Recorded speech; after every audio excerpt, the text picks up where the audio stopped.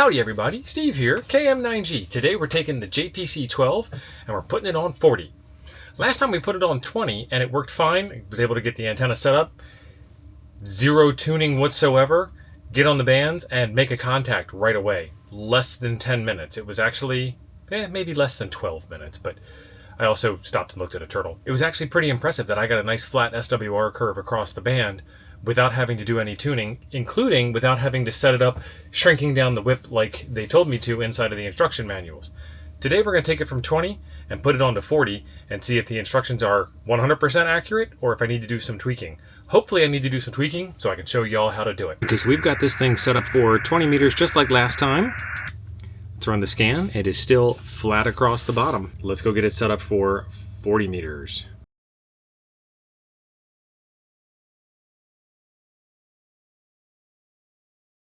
At the 20 meter position with the whip fully extended. All right, I'm going to take the slider and I'm going to move it down to where that 40 meter position is. All right, that looks good to me. I'm going to leave the whip fully extended and see what we need to do. That's the big tuning movement, is to move the tap on that inductor, and then the small tuning movement is to move the antenna whip down because it's already fully extended. I don't know. Let's take a look. The tuner is off. It was the last time too. Let's go down to 40. Let's go to our favorite frequency. Let's do app, SWR scan, and we're still flat across the bottom. Starts to climb a little bit as we get towards the end of the band, which tells me that my antenna is too long. Okay, so here's the way that I think about it. 80 meters is below 40 meters. If I want to get on 80 meters, I need a longer antenna than 40 meters, right? You saw the dip went down towards the lower portion of the band, which means that my antenna is resonant towards the lower portion of the band, which is longer, wire-wise longer, than the top portion of the band. Because you're getting closer and closer to 80 meters. You're getting closer and closer to a lower frequency, lower, longer. So in order to make it shorter, we have to shorten the whip down a little bit. This is the same thing you do with a regular wire antenna.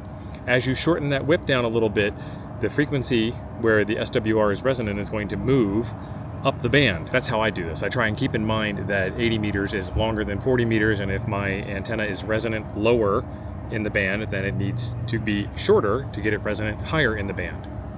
Shorter, higher, longer, lower. When you do your first antenna tuning, it'll start to make a little bit more sense to you, and hopefully this video will come to mind.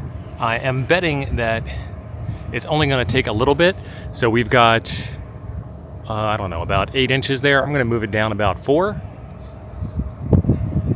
Right about there. Let's go take a look. We used to be down all the way at the beginning and then slowly climb our way up, and now we're high at the beginning. We dip around 7046 and then we start to climb up. I'm going to go one full section down and we'll take a look. And this time I'm going to move it with you guys on camera.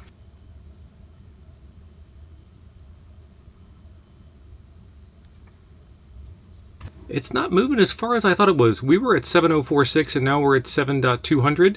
I'm going to move it another half a section down. I'm going to expect 7.35.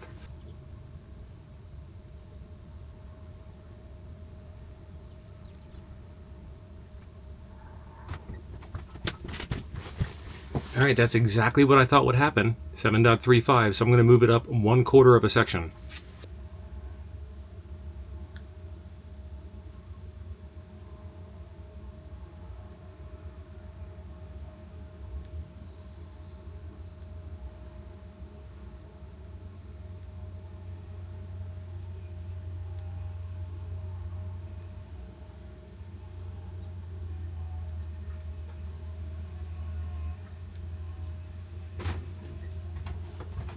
Well, that looks good. I like that.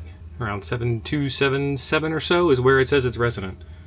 Put this back at 7200 where we started. I'll go back into the graph real quick. I'll show you something else. Something just came by with a big noise floor. What the heck is that? Somebody started up like a lawnmower or something.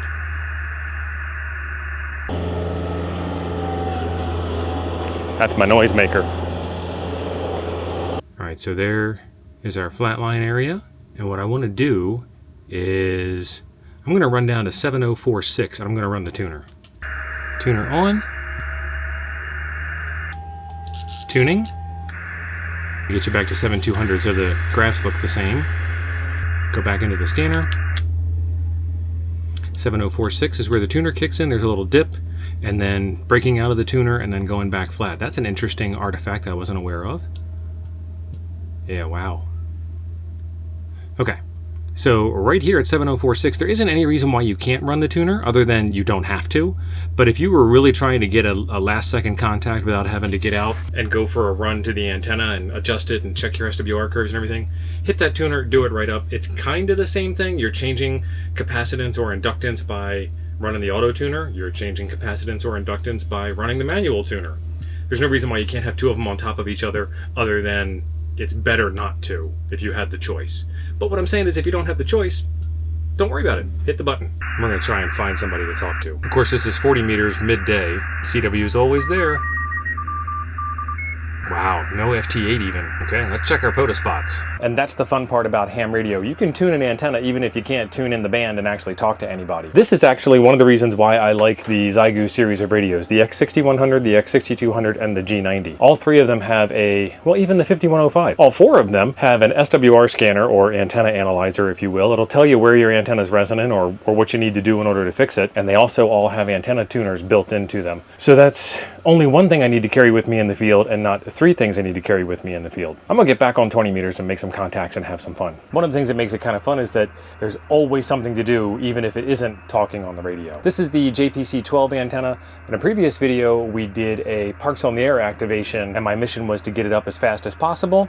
And in this one, it was to show you guys how to tune 40 meters. I hope this has helped you guys out. There are links in the description down below, and on your way down there to check them out, there is a subscribe button. It would be totally awesome if you could click that button on your way down there. In the meantime, there's a video right over here I think you might enjoy next. Thanks for being awesome. I'll see you over there.